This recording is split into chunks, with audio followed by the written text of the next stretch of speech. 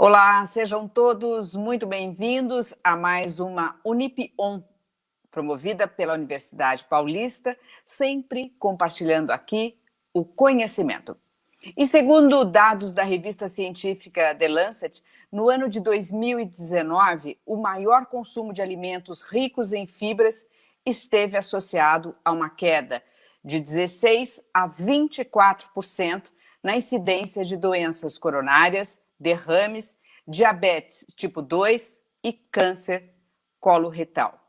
Ou seja, comer fibras nos faz muito mais saudáveis e, portanto, mais livres das doenças. Afinal, as fibras são compostos que ultrapassam a ação laxativa, tendo efeitos metabólicos e fisiológicos que são importantíssimos. Para falar sobre esse tema, fibras alimentares, benefícios além da saúde intestinal, nós convidamos a professora do curso de nutrição, Jennifer Bon, ela que é supervisora do Ambulatório de Atendimento Nutricional em Doenças Inflamatórias Intestinais na Clínica Escola da Unip, no campus Santos. Jennifer, seja muito bem-vinda e obrigada por partilhar aqui o seu tempo e os seus conhecimentos. Obrigado, Malu. Eu que agradeço. Bom, eu quero começar essa nossa conversa, Jennifer, perguntando, e eu tenho muitas dúvidas, o que são as fibras alimentares? Elas fazem parte de que grupo de alimentos? Então, as fibras alimentares, elas fazem parte do grupo dos alimentos vegetais, vindas principalmente dos carboidratos, né?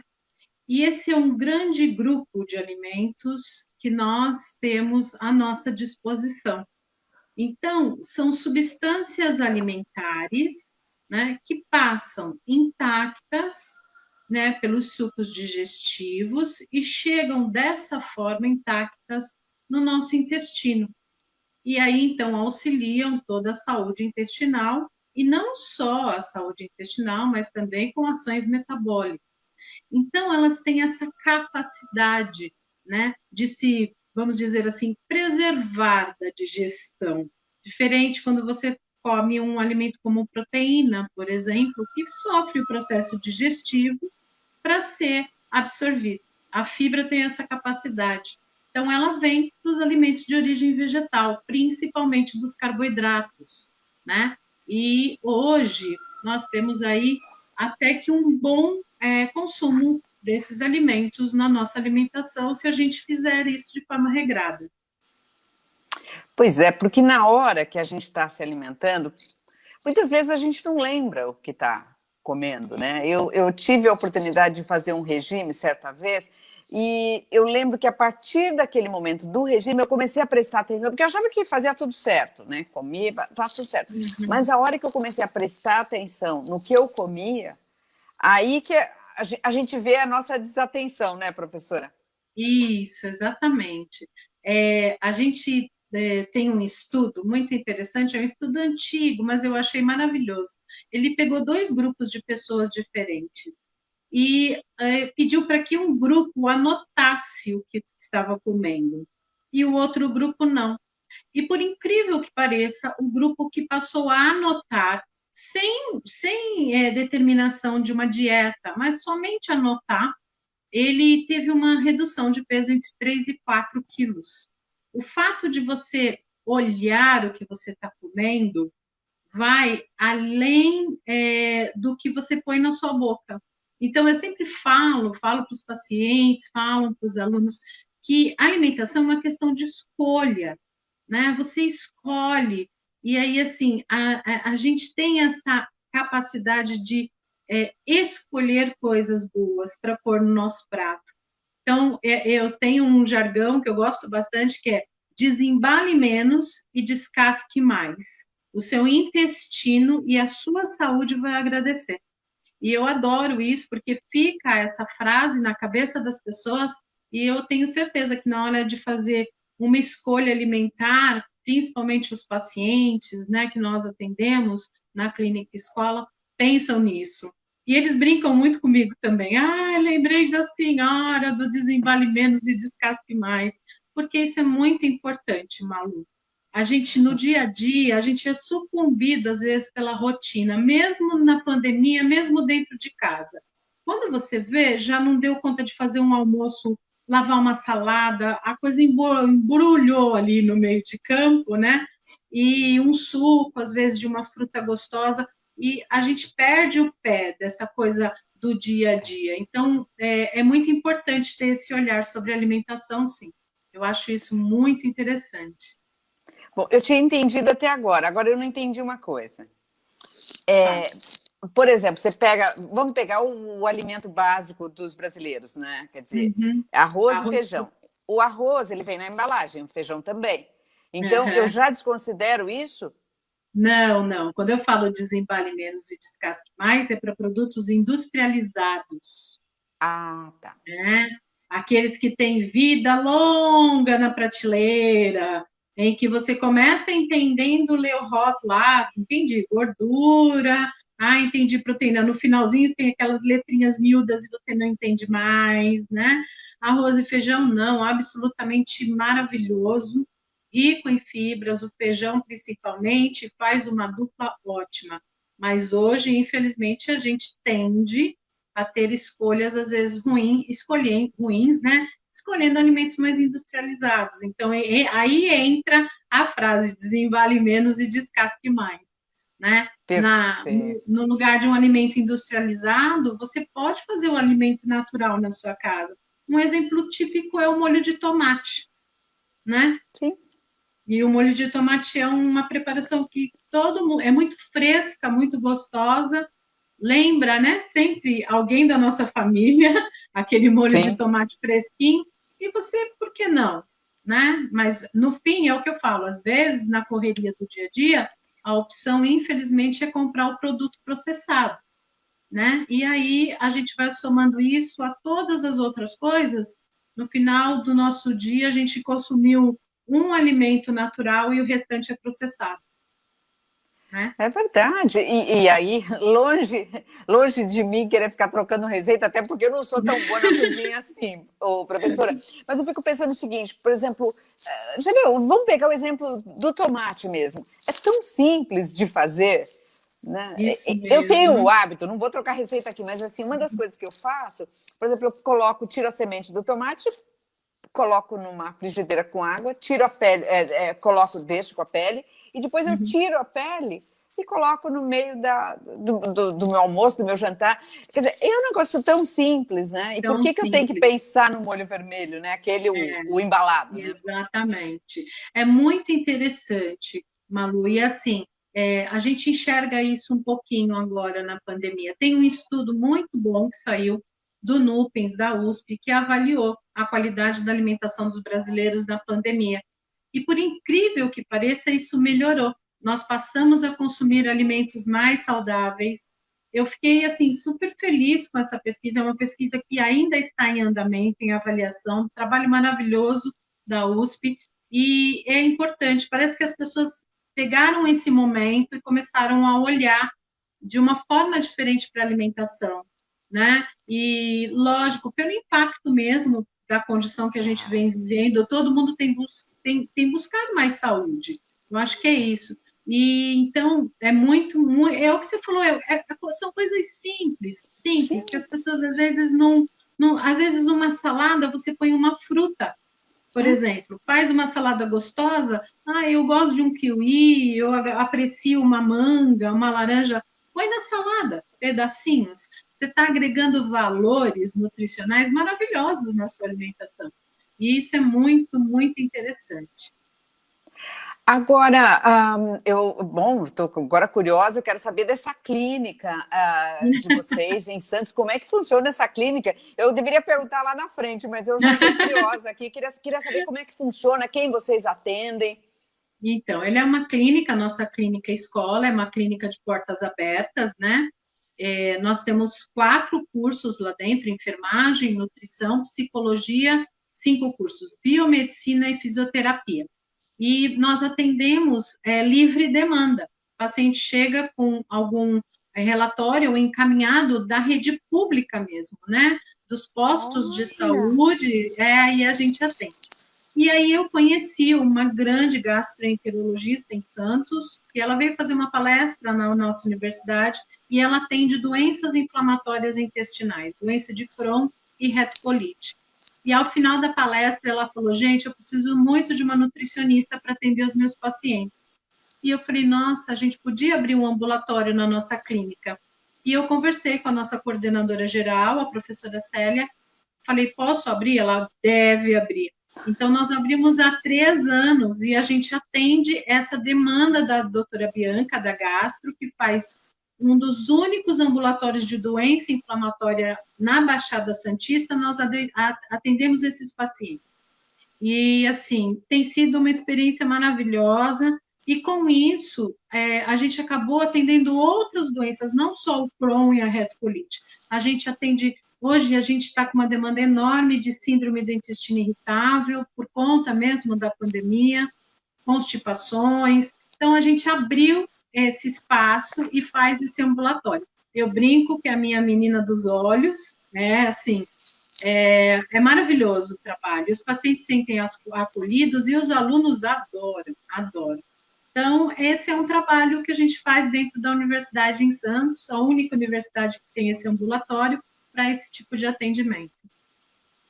Olha, Jennifer, é isso que eu estava falando outro dia com uma professora da Unip, uma coordenadora, aliás, eu estava falando isso, né? É quando a universidade, né, a Unip, ela sai dos bancos escolares e quebra esse muro, né, que atinge a sociedade e presta serviço à sociedade, ela está cumprindo uma vocação da universidade, que eu acho que é um trabalho bárbaro, né, Jennifer? Eu me emociono quando eu falo disso, porque eu sempre achava que a universidade era assim, né, lá dentro e tal. Do dia que eu conversei com a professora Marina e ela me falou isso e assim, me chamou a atenção para isso, eu acho assim, esse trabalho que se presta à sociedade é algo magnífico do ponto de vista da Universidade Paulista, né, Jennifer? Eu acho que é o papel social da universidade. Isso faz com que o aluno entenda qual que é o papel dele na sociedade, né? Isso faz com que a universidade se posicione ao entorno dela, para que as pessoas conheçam, né? E realmente é um ganho, e o aluno ganha muito com esse paciente. É um paciente muito diferenciado e, assim, muito carente de atendimento nutricional. Porque intestino, tudo que acontece com o intestino, a pessoa tende a ficar muito debilitada. Hoje a gente já fala que o nosso intestino é o nosso segundo cérebro, né? E como nós somos uma clínica integrada, quando eu preciso do apoio da psicologia, eu desço o paciente, falo com o coordenador da psico, o paciente é colocado dentro do programa da psico. Quando eu preciso do apoio da enfermagem para acompanhamento desse paciente. Então, ela é uma clínica onde o núcleo é o paciente. E isso é muito legal e eles se sentem muito acolhidos. Olha, que lindo. Parabéns, viu, professora, por esse trabalho. Olha, toda a minha admiração aqui por vocês nessa área, né? E também em Santos, né, se considerar também, você tem uma população idosa, mais idosa e tudo mais. Eu acho, assim, que a demanda deve ser boa. Bom, daria para ficar falando disso um tempão aí, contar os assuntos. Mas eu queria saber o seguinte, voltando, você falou que é o segundo cérebro, né? O intestino. E nesse sentido, qual é a recomendação ideal da ingestão diária de fibras? Então, a Organização Mundial da Saúde, ela recomenda em torno de 25 gramas. É de 20 a 30, mas 25 gramas seria o ideal de recomendação de fibras. O brasileiro, pela último consenso que a gente tem, que foi de IBGE, consome 12 gramas e meia, né? Ainda um pouco aquém do que a gente necessita. Mas ficaria em torno de 25 gramas de fibras por dia, né? Num mix de fibras solúveis e insolúveis, porque elas têm essa classificação, né? Fibras solúveis são mais usadas e, na realidade, têm a função de formar um gel, de formar o bolo fecal. E as fibras insolúveis também contribuem com isso, mas também dão estímulos ao intestino para que esse bolo fecal ande, né, no intestino até que seja venha o reflexo de evacuação e defecação. Então, elas são divididas nesses dois grupos. Ô, Jennifer, vamos pegar aqui uma amostra. Você conseguiria fazer aqui para nós um demonstrativo, assim, o que seria ideal? Então, eu estou começando o meu dia agora, sei lá, 7 da manhã. Então, o que seria ideal para eu pensar, pelo menos, assim, uma ordem de grandeza das fibras no meu organismo? O que seria indicado na sua avaliação? Então, por exemplo, amanhecer o café da manhã. Eu gosto muito, eu sempre falo para os meus alunos, eu não gosto muito de mudar café da manhã das pessoas, porque eu acho que é a refeição mais gostosa e que você está ali no dia a dia, você está acordando para o dia, né? Eu não gosto muito de invenções no café da manhã, assim. Então, assim, você incluir uma fruta no seu café da manhã e que essa fruta vá uma fibra. Então, por exemplo, aveia. Aveia é uma excelente fibra com efeitos metabólicos importantíssimos, né? E também para efeitos de colesterol, né?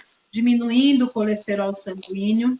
Tem uma fibra que eu gosto bastante, principalmente lá na doença inflamatória, a gente usa muito, é o psyllium. É uma fibra que pode ser usada, inclusive, por diabéticos, porque ela tem uma tendência, né, a reduzir um pouquinho a glicemia sanguínea, o açúcar do sangue. Então, uma fruta com uma colher de sopa dessas fibras, você pode incluir e o restante do seu café normal, né? Almoço, uma boa porção de salada, aí é o que eu falei, dá para agregar valor a essa salada, dá para você colocar frutas na salada. Gergelim, por exemplo, é uma outra semente que você compra, às vezes, torradinha, ele tem um gosto diferenciado, gostoso de colocar por cima.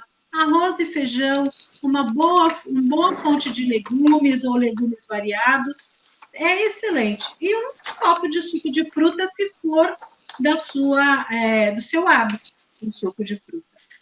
Lanche da tarde, você também pode fazer algumas misturinhas, como uma salada de fruta, você coloca um iogurte, põe mais um pouquinho de fibras que você pode escolher, né? A aveia, como eu falei, a chia, que hoje está sendo tão utilizada, as castanhas são excelentes fontes de fibra também, castanha do Pará, nozes, podem ser incluídas e elas dão saciedade, né?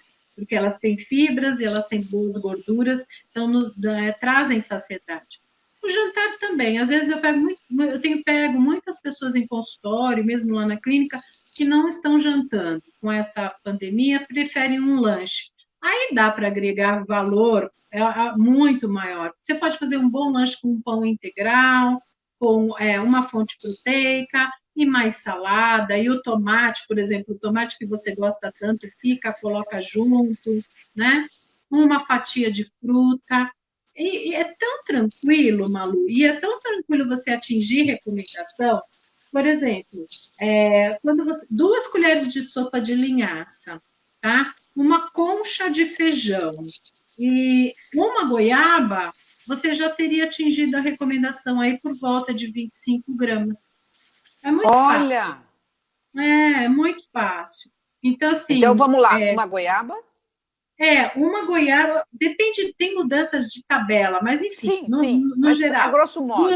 2 colheres de sopa de linhaça, uma goiaba e uma boa concha de feijão, entendeu? Uma boa recomendação. Pensando que você ainda vai pôr uma salada, às vezes um legume cozido, né? Agrega algum valorzinho no seu arroz, põe uma cenoura ralada. Tá feito o seu dia, é muito fácil, entende? Ah. Só que tem uma coisa, toda vez que eu consumo fibras, eu tenho que aumentar a minha quantidade. Aumentar não, eu tenho que regularizar a minha ingestão de água, caso eu não a faça de forma correta.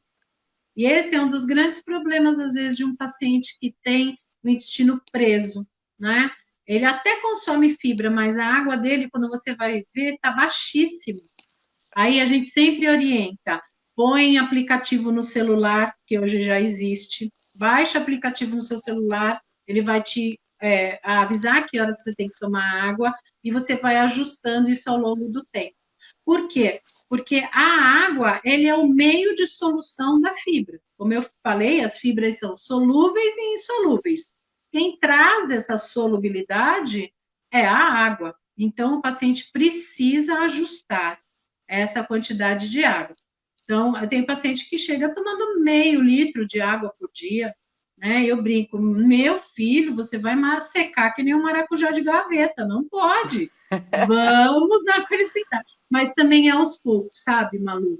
Todo Sim. hábito, seja qual for, você já tentou mudar hábito na sua vida, seja qualquer um, seja para qualquer coisa, você É, sabe que ele é a repetição.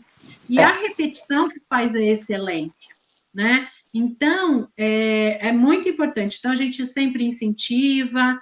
E é o que eu falo, fibra dá para você agregar em qualquer coisa. Um omelete que eu brinco, dá para você colocar uma fibra. Um pão, né?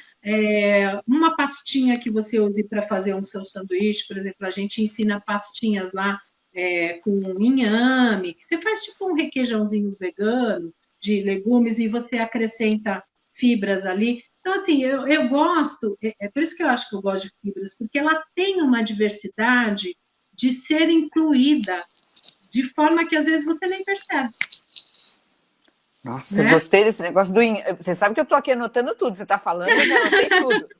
Agora, o inhame, vou te perguntar depois do inhame, como é que é essa pastinha? Fiquei curiosa. Estou com medo do nosso tempo estourar, porque minhas dúvidas. Eu quero É saber o seguinte: verdade.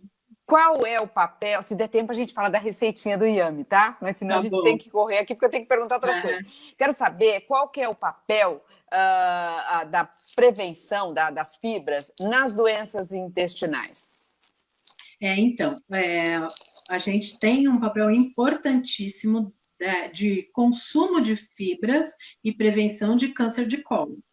Eu trabalho também com oncologia, o meu mestrado foi em oncologia e hoje eu trabalho numa clínica muito grande de atendimento quimioterápico em Santos e eu tenho recebido muito paciente com câncer de colo, diagnóstico recente e cada vez mais jovem esse paciente.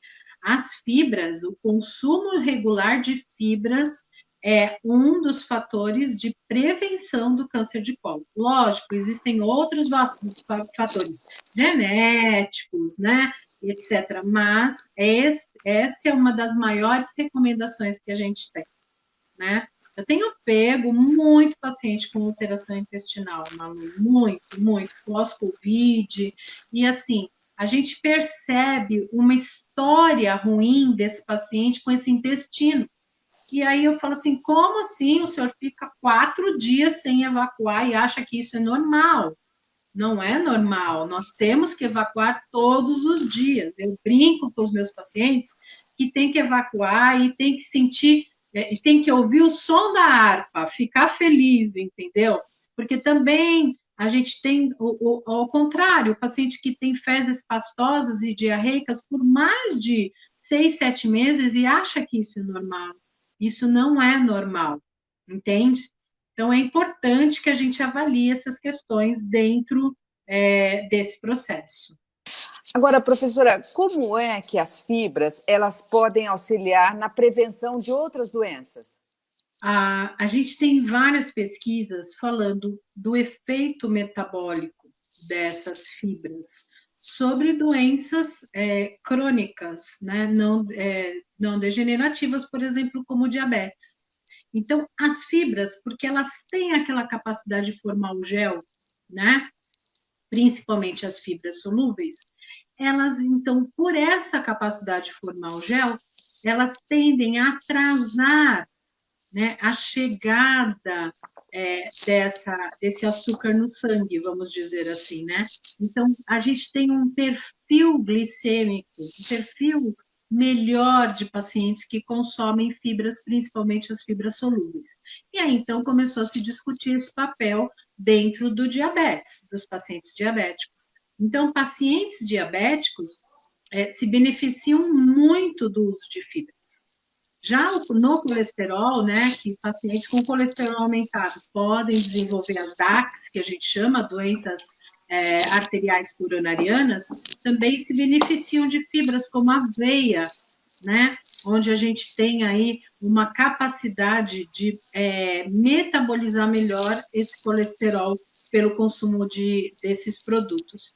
Então, na obesidade também, as fibras, elas trazem saciedade. Então, quem já não ouviu dizer assim, comece o seu prato pela salada? Já não ouviu falar isso? Né? Por quê? Porque quando a gente começa a nossa alimentação, um almoço, um jantar pela salada, essas fibras misturadas aos sucos digestivos trazem saciedade, trazem comando de saciedade para o nosso cérebro. Então, ela é muito utilizada. E hoje você sabe que a gente vive uma epidemia de doenças crônicas não transmissíveis, que são uma das doenças, fora o corona, que a gente tem visto, né, que levam a óbitos dentro do mundo. Então, esse papel é interessantíssimo, ele vai além do intestino, que é o papel metabólico, fisiológico, que a gente chama dessas fibras, né? Então, são excelentes estratégias, né, quando a gente cuida desse tipo de paciente. Agora, o excesso de fibras também, ele pode ser prejudicial? Sim. Alguns estudos mostram que acima de 70 gramas de fibras por dia, você pode ter alguns efeitos colaterais, vamos dizer assim, né? Mas, principalmente, esses efeitos estão ligados a estufamento, gases em excesso e aumento do peristaltismo intestinal, que pode levar a quadros de diarreia. Então, eu sempre falo isso também para os meus pacientes, principalmente quando eles chegam com um quadro de constipação, que é aquele quadro, né, que a gente chama a chamada prisão de ventre. Esses alimentos, essas substâncias, esses produtos alimentares, eles não são quantidade, gente, são qualidade. Qualidade e quantidade certa. Não adianta, esqueci de comer a minha aveia 2 dias, então eu vou pôr a recomendação de 2 dias. Você não vai ter o mesmo efeito e pode ter o efeito rebote. Então é muito importante, né, que a gente frise isso. E outra coisa também, você trabalhar com que a gente chama de miscelânea, vários tipos de fibra na sua alimentação. Não fique só focada num tipo, tá? Por isso que a gente brinca que a alimentação tem que ser prato colorido. Quanto mais colorido o seu prato, muito melhor, muito mais agradável e muito melhor para o seu organismo. E as fibras também. Quando você pega uma salada de frutas, é riquíssimo, um alimento riquíssimo em vários tipos de nutrientes. Então, sempre é muito interessante que você sempre faça, que as pessoas façam esse mix de fibras ao longo do dia. E agora, assim, no dia a dia, né, como é que você pode me dizer assim, como é que você mantém?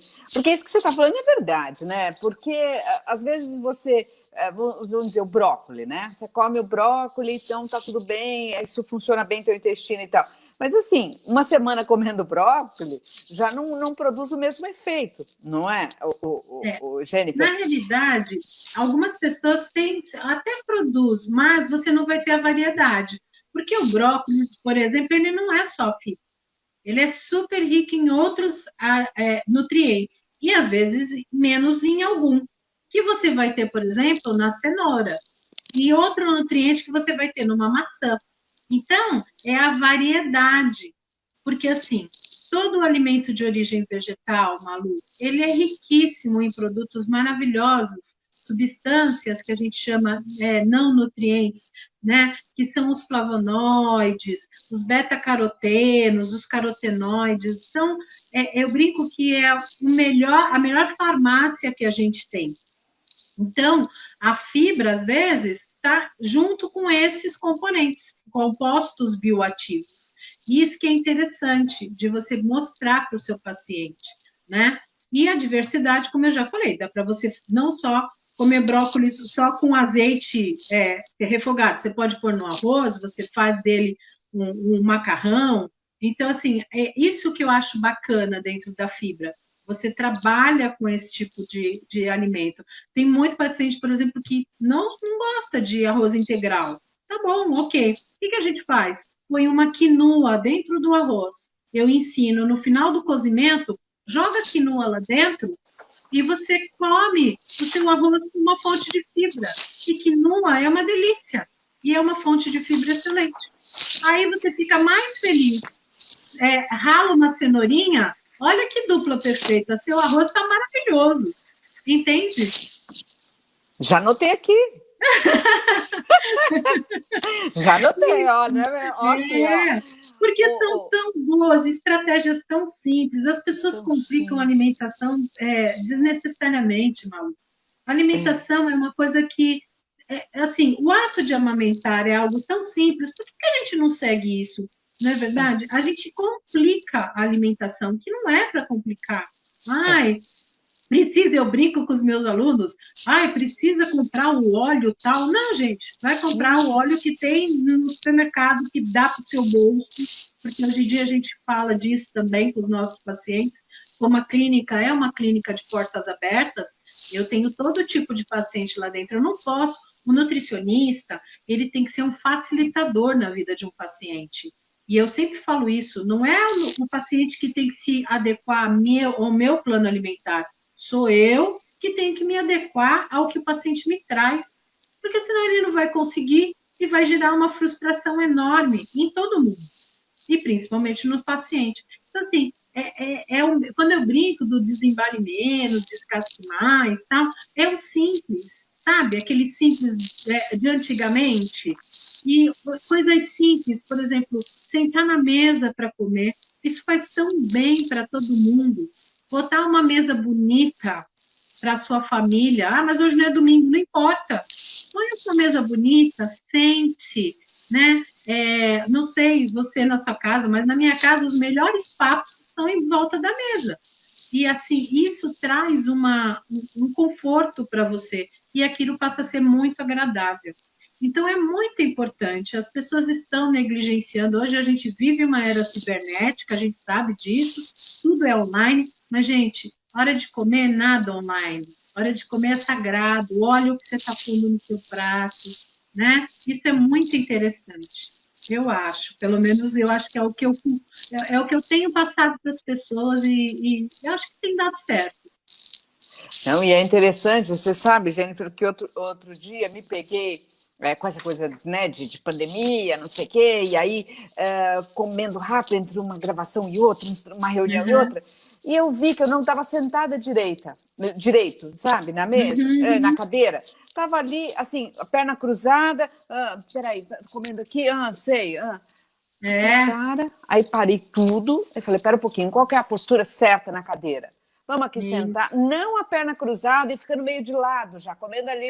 Não, tem que comer direito, é um momento importante. Eu falei, tudo bem, nada, eu vou comer no mesmo tempo, né? Mastigar, sabe, tudo isso, né? Esse ritual que a gente precisa ter, porque é o que você está colocando dentro do seu organismo, né, o Jennifer, é algo muito sério.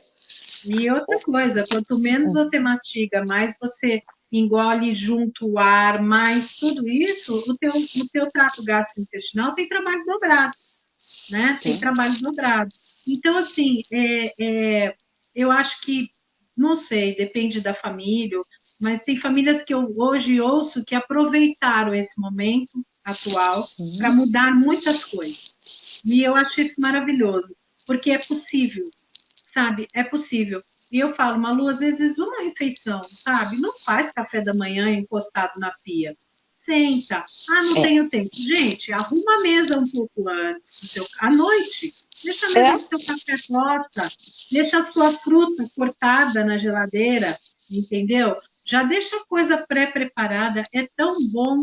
Você está alimentando o seu corpo, mas também está alimentando a sua alma, o seu espírito, para você começar bem o seu dia. Então, eu acho que isso é o mais importante. E a diversidade, né? Eu sou uma pessoa que eu sou apaixonada por alimento. Eu acho que hoje a gente, dentro da nutrição, precisa valorizar cada dia mais alimento. E eu vou falar uma coisa para você, Malu, vou ser muito sincera. Eu usei a pandemia para mudar muita coisa na minha casa, muita coisa. E assim, eu tenho colhido frutos disso muito bons com os meus. Então, eu passo isso para as pessoas. Eu acho que isso que é o mais importante. Ai, Jennifer, foi uma delícia a nossa conversa. Muito obrigada, viu, Jennifer? Eu tenho, olha, adoraria, ficaria aqui conversando com você muito tempo, porque realmente é isso que a gente precisa olhar, né? E esse tempo da pandemia é um tempo que a gente olha para dentro, né? Então, olhar para dentro é Isso, olhar também para o alimento que a gente come, né, Jennifer? é. Muito Eu obrigada. brinco, é O muito que que é? bom. Desculpa? Não, eu falo que eu brinco que o que sobrou para nós na pandemia? Comer, ver uma televisãozinha e curtir a família. Então, vamos fazer isso bem, É verdade. não é Obrigada, verdade? Jennifer. Até a Ah, próxima. até Tchau. mais, até logo. Tchau. Tchau.